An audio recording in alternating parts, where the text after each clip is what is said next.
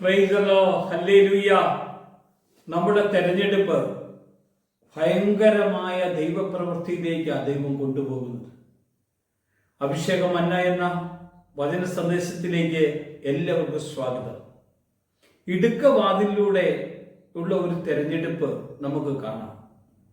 മത്തായി സുവിശേഷം 7-ാം അധ്യായത്തിന്റെ 13-ാമത്തെ വചനം, ഇടുക്കവാതിലൂടെ അകത്ത് കടപ്പിൻ, നാശത്തിലേക്ക് പോകുന്ന വാതിൽ വീതിയുള്ളതും വഴി വിശാലവും അതിൽ കൂടി കടന്നു പോകുന്നവർ അനേകരാകും.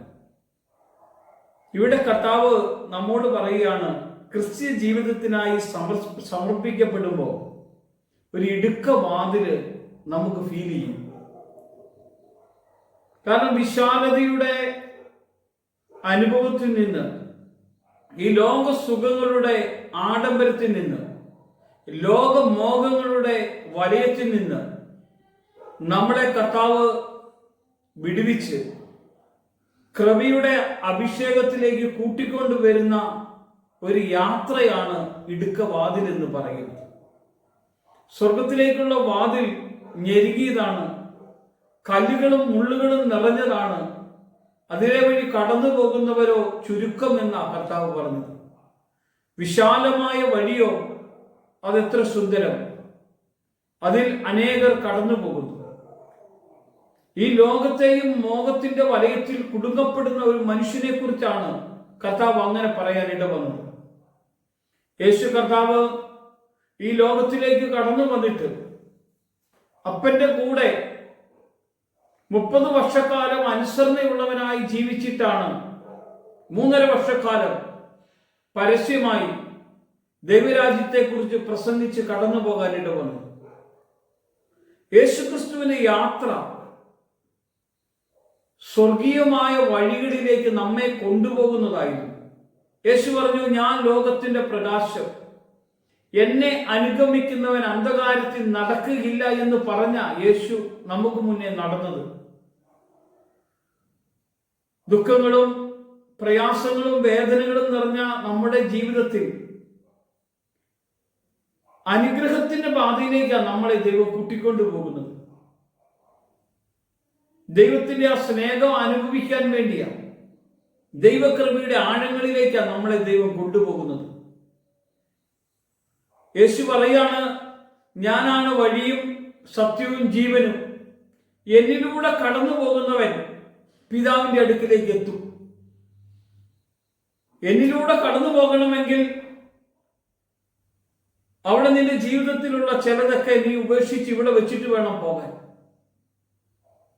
യേശു പറയാണ്, എന്നെ അനുഗമിക്കാൻ ആഗ്രഹിക്കുന്നവൻ തന്നെ തന്നെ പരിത്യജിച്ച് തന്റെ ക്രൂശുമെടുത്ത് എന്നെ അനുഗമിക്കട്ടെ എന്ന് പറഞ്ഞാൽ അവന്റെ കൂടെ പോകുമ്പോ കർത്താവിന്റെ ആ മുഖത്തേക്ക് നോക്കി അവന്റെ സ്നേഹത്തെ ഒന്ന് കണ്ട് അവനെ പിന്തുടരുവാനുള്ള ഒരു വിളിയാണ് നമുക്ക് നൽകിയത് ഇടുക്കവാതിൽ.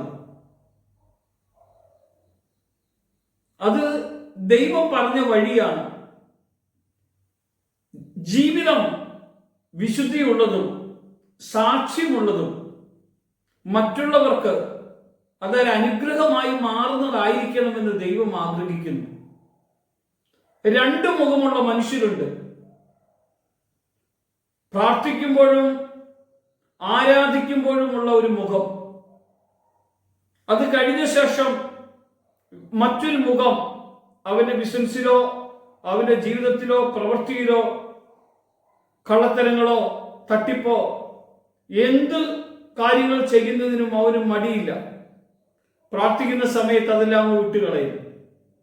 പ്രിയമുള്ളവരെ, നമ്മൾ ജീവിത വിശുദ്ധിയോടുകൂടെ നമ്മൾ പ്രാർത്ഥിക്കുന്നു, പ്രസംഗിക്കുന്നു, ജീവിക്കുന്നു.